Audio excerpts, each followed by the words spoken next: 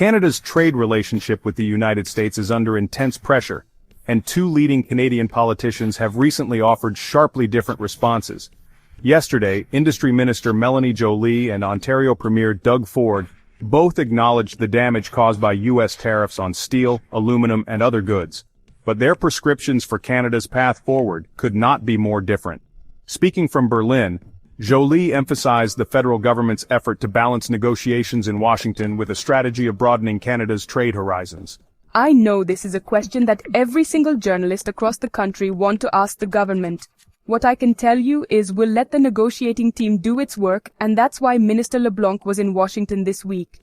That's why also the Prime Minister had a constructive conversation also with the President yesterday.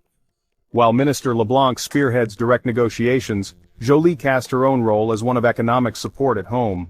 We are really targeting the most affected sectors, those that have been really under tariffs for too long, she said, naming steel, aluminum, auto, copper, and lumber.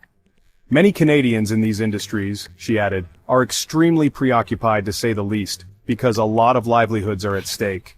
And my job in the context of this negotiation is to make sure that people in the steel, aluminum, auto, and copper sectors are being taken care of. To that end, she pointed to Ottawa's billion-dollar support plan for steel and aluminum workers and her recent visits to facilities in Seoul, Ste. Marie, and Hamilton. Canada's steel and aluminum industries employ tens of thousands of workers, many of them in Ontario and Quebec. Tariffs not only hurt producers, but also ripple through supply chains, affecting manufacturing jobs in the auto sector and construction. The federal government announced a $1 billion support package in 2018 during an earlier round of tariff disputes offering loans and aid to affected workers and companies. At the same time, Jolie insisted that Canada must take a broader view of its economic future. We need to make sure that meanwhile we not become completely over-reliant on the US, she said. That is why I'm in Germany right now in Europe, as I'm working on making sure that we're helping businesses pivot and try to become closer to European businesses and also to European governments. For her, diversification is not just economic strategy but a safeguard against geopolitical risk. It is definitely a real issue of sovereignty for us in a world that is more dangerous. She told the program, we need to make sure that we rebuild our industrial base, that we're able to build in Canada many things that we thought we didn't need to because we were over-reliant on foreign supply chains, including those linked to the US. Jolie also pointed to opportunities in defense procurement and critical minerals. During her trip, she toured Sweden's Saab facility, maker of the Gripen fighter jet, one of the competitors to the American-built F-35. I think it was important to be able to have conversations as to what could be the industrial benefits for Canada in the context of this decision, she explained. Europe, she noted, is going through a similar reckoning. Europe knows also that they have been over-reliant on the US as well, and in that context they're very open to working with Canada, maybe on aerospace, maybe shipbuilding, particularly icebreakers, or maybe on critical minerals. Canada is currently weighing whether to purchase Lockheed Martin's F-35 fighter jet, or alternatives like Sweden's Gripen. The decision has become part of a larger debate about defense independence in Canada's role in NATO. Critical minerals such as lithium, cobalt, and rare earth elements are also emerging as a key area of cooperation between Canada and European allies as global supply chains shift in response to US-China tensions. Back home, Premier Doug Ford struck a far more combative tone. Asked about Ottawa's decision to remove some retaliatory tariffs even while US duties remain, he responded, I just believe when they're tariffing us 50% on our steel and the whole world's using Canada as a dumping ground for steel, we have to make changes. We're tariffing them 25%. Fair is fair. I'd tariff them 50% on our aluminum, copper, forestry products, and obviously steel. He made clear he sees the federal government's softer approach as insufficient, telling the CBC, we have to protect our steelworkers here in Ontario, so we have to fight fire with fire.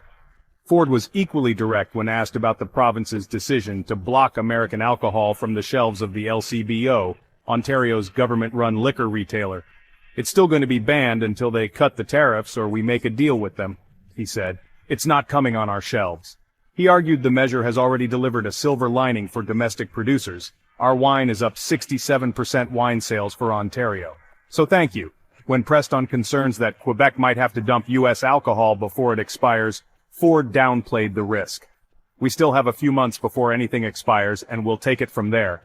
The LCBO, Liquor Control Board of Ontario, is one of the world's largest alcohol retailers, controlling distribution across the province. By banning U.S. wines and spirits, Ford effectively redirected consumer demand to Ontario wineries and other non-American suppliers. His comments also highlight tensions between provincial governments, as Quebec's liquor board has warned that some American stock could spoil if the ban persists. The two leaders' words lay bare Canada's strategic dilemma. Jolie frames the U.S. tariffs as a warning about the fragility of Canada's economic model. We can talk about it and take many decisions on the diplomatic side, but fundamentally it is about our hard-working entrepreneurs and how they take decisions and how they can align their business decisions to make sure that ultimately we are going towards Europe.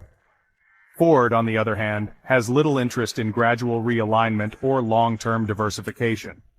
For him, the path is straightforward. If the U.S. raises tariffs, Canada should raise them higher. Fair is fair, he repeated. Together, their positions illustrate the competing impulses within Canadian politics. The federal government's emphasis on building resilience by cultivating European and Asian partnerships, and a provincial leader insistence that the best way to protect workers is to fight fire with fire and keep U.S. products off our shelves until Washington relents.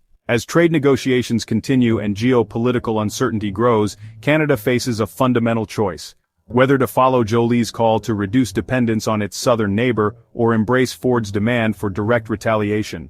How Ottawa balances these paths may determine not only the outcome of the current tariff standoff, but also Canada's long-term ability to safeguard its sovereignty in an increasingly turbulent global economy. That's all for this video. Thank you for watching. As an independent channel, we don't have corporate backing. We rely on your support to keep going.